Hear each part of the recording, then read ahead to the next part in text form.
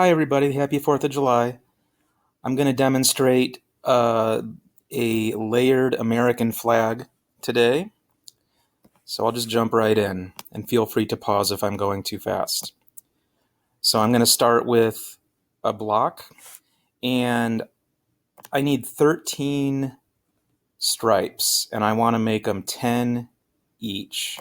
So I am going to stretch vertically to 130, even though that's really big. And almost got it. There it is. Okay.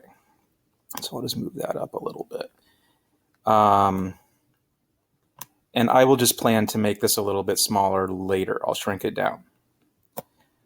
It's okay to design something with even dimensions. And I just stretched this out to, how much was that? That was 222. Anything around there is fine. So squish this down to the minimum level that we want, which is, I'm going to say 5 millimeters. That'll be the thinnest part.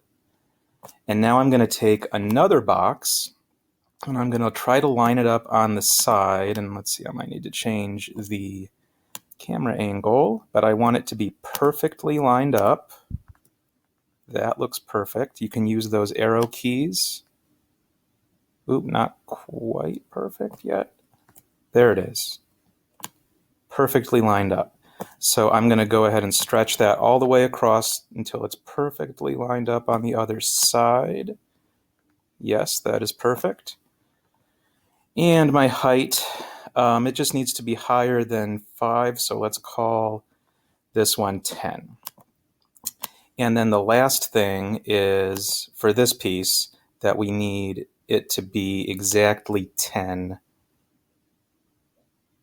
wide, because we're going to put 13 of them on. Cool. Copy and paste that top part and use your arrow keys until it is, one thing you can do is line it up perfectly and then count out 10. And then you can be sure that you're 10 over. So I'm going to select both of these now, and you can see where it says shapes 2. I have both of them selected. I do not have the big thing selected. I'm going to go copy and paste again, and I'm going to move it over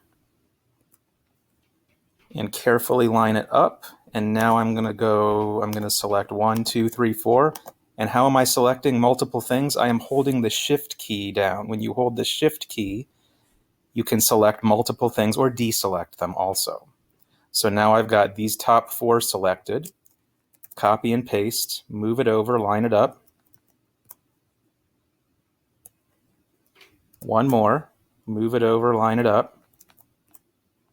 And I just have one more spot, so I'm just going to grab this one on the end alone, copy and paste it, move it over. Cool. So now you can see it's even. And I'm going to look at this from the side. And now I'm going to start selecting several of these at one time so I can change them. I'm going to pick this one, and then I hold the shift key and pick this one, and make sure you're selecting the top pieces, not the big bottom piece. This one, that's good. So I selected 4, and I'm going to go ahead and stretch these 4 up a little higher, and you can see those 4 all together went up. Now I'm going to pick some others. 1, 2, 3. These 3 I'm just going to delete. So now I go back to the bottom layer for those 3. So now I'm going to pick 1.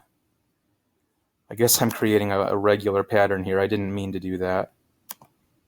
Mix it up a little bit there, and I'm going to stretch these up a little bit more.